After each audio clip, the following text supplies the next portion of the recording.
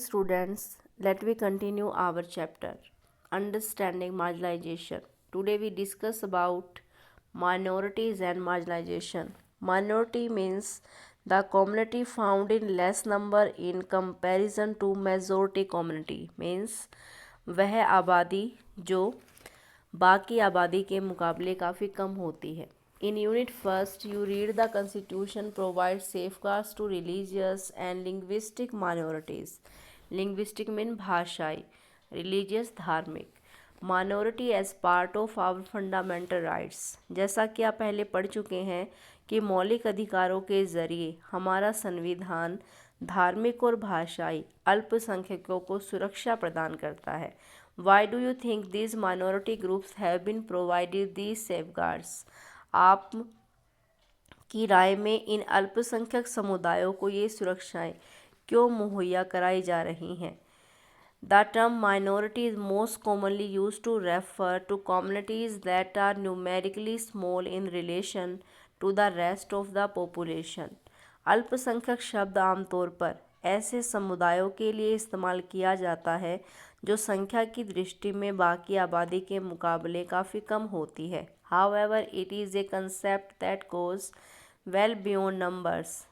It encompasses issues of power, access to resource and has social and cultural dimensions. Dimensions होते हैं पहलू या आयाम. Access mean पहुँच होना.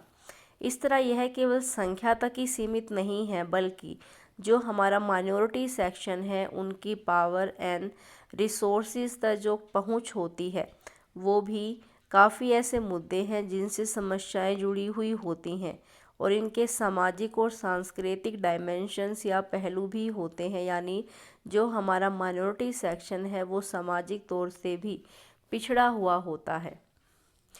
As you read in Unit 1, the Indian Constitution recognizes that the culture of the majority influences the way in which society and government might express themselves. Influences होता है प्रभावित करना.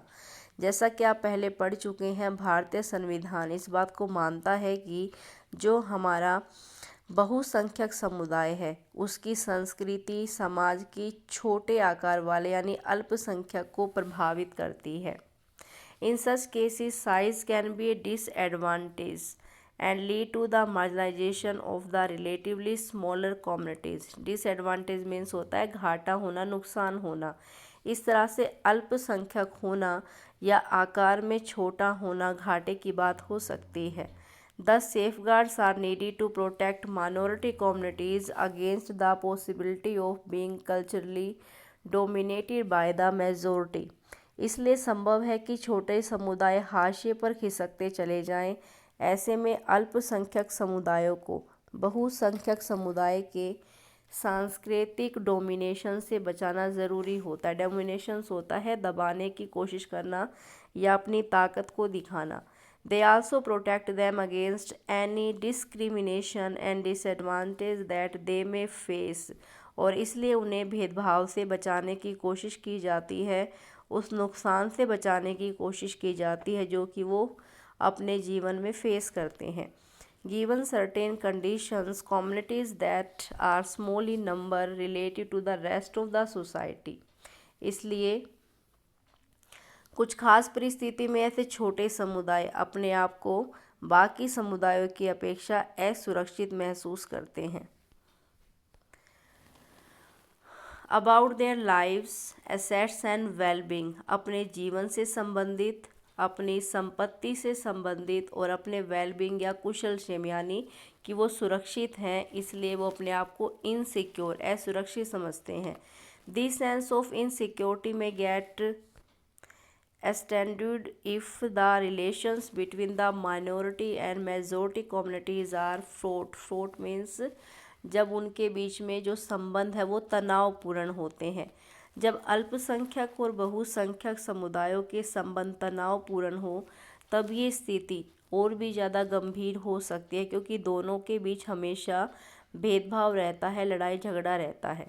The Constitution provides these safeguards because it is committed to protecting India's culture, diversity and promoting equality as well as justice. इसलिए हमारा संविधान ये व्यवस्था करता है और भारत की सांस्कृतिक विविधता की सुरक्षा, समानता और न्याय के लिए संकल्पबद्ध होता है। जैसा कि आप चैप्टर 5 में पढ़ चुके हैं, the judiciary plays a crucial role in upholding the laws and enforcing fundamental rights. हमारी न्यायपालिका एक अहम भूमिका निभाती है कानून को कायम रखने में और मौलिक अधिकारों को साकार करने में।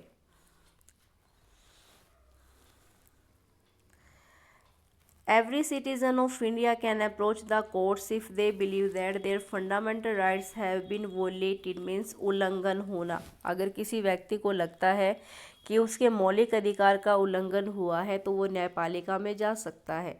Now let us understand marginalization in the context of Muslim community. Muslims and marginalization. According to 2011 census mean जनगणना, जिसमें हम जनसंख्या की काउंटिंग करते हैं।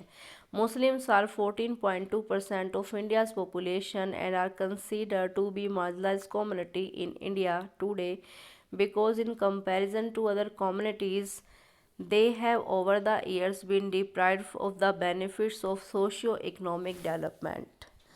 मुसलमानों को हाशियाई समुदाय माना जाता है क्योंकि दूसरे समुदायों के मुकाबले उन्हें सामाजिक आर्थिक विकास में उतने लाभ नहीं मिले जितने कि मिलने चाहिए। The data in the 3 tables below derived from different sources indicate the situation of the Muslim community with regard to basic amenities, literacy and public employment. आपकी बुक में कुछ टेबल्स बनाकर दी गई हैं जहां पर हम मूलभूत सुविधाएं, साक्षरता और सरकारी नौकरियों के हिसाब से अलग अलग कम्युनिटी की स्थिति को देखते हैं, जिससे हमें पता चलता है कि जो मुस्लिम कम्युनिटी है उसकी स्थिति सबसे कम है।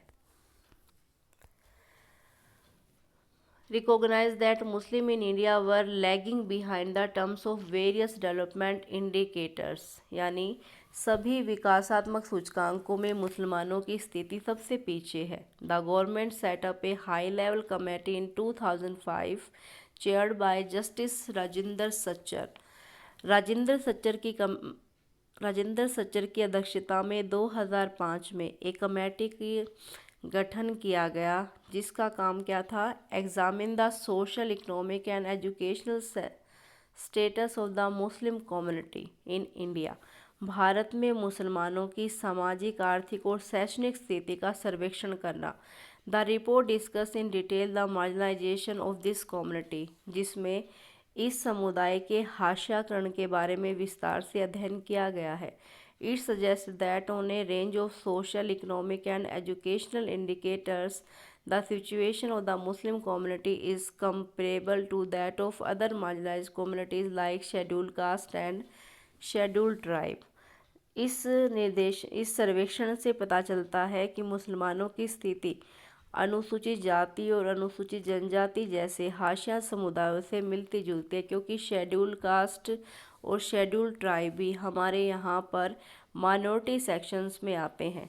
For example, according to the report, the average year of schooling for Muslim children between the age of 7 to 16 is much lower than that of other socio religious community. इस report के अनुसार 7 से 16 उम्र के जो मुसलमान बच्चे हैं वो बाकी सभी धार्मिक समुदायों की अपेक्षा स्कूल जाने वाले सबसे कम बच्चे हैं। Economic and social marginalisation experienced by Muslim has other dimensions as well. इसी तरह से मुसलमानों के आर्थिक और सामाजिक हाशियाकरण के भी कई पहलू हैं। Like other minority, Muslim customs and practices are sometimes quite distinct from what is seen as the mainstream. Distinct mean होता है अलग होना। मुसलमानों के जो रीति रिवाज हैं वो भी दूसरे लोगों के मुकाबले काफ़ी कम है। मुस्लिम में वियर ए बुरका, sport a long beard, wear a fez means fez टोपी होती जो तिरछी होती है। मुसलमानों में बुरका पहनना, लंबी दाढ़ी रखना और फैज टोपी पहनना वो उनकी पहचान है। Because of this they tend to be identified differently and some people think they are not like the rest of us. इन्हीं कारणों से मुसलमानों की पहचान होती है और लोगों को लगता है कि वो उनसे काफ़ी अलग हैं। Often this become an excuse to treat them unfairly and discriminate against them। कई बार इसी वजह से मुस्लिम संप्रदाय के साथ गलत व्यवहार किया जाता है और भेदभाव किया जाता है। Do you remember reading in your class 7th book about how the Ansaris were finding it difficult to rent a house? आपने पढ़ा था कि अंसारी दंपत्ति को मुसलमान होने के कारण कोई भी अपना घर किराए पर देने के लिए तैयार नहीं था। This social marginalization of Muslims in some instances has led to them migrating from places where they have lived, often leading to the ghettoization of the community। और इसी वजह से मुसलमानों के इसी सामाजिक हाशियाकरण के कारण वे उन स्थितियों में पहुंच जाते हैं या जिन इलाकों में वे पहले से रहते आए हैं वहां से निकलने लगे हैं, जिससे अक्सर उनका घेटोइजेशन होने लगा है। घेटोइजेशन वर्ड यूज़ किया जाता है फॉर एन एरिया और locality that is populated largely by members of a particular community, जहाँ पर केवल एक ही समुदाय के लोग रहते हैं। Sometimes this prejudice leads to hatred and violence। prejudice means पूर्वाग्रह, लोगों की सोच जो पहले से ही बन चुकी है, और इसी वजह से कभी कभी हमारे देश में लोगों के बीच में हेटेड एंड वॉयलेंस, घृणा और हिंसा उत्पन्न हो जाती है, जो माइनॉरिटीज़ एंड मेजॉरिटी सेगमेंट के बीच और भी ज़्यादा तनावपूर्ण संबंधों को जन्म देती है। Thank you.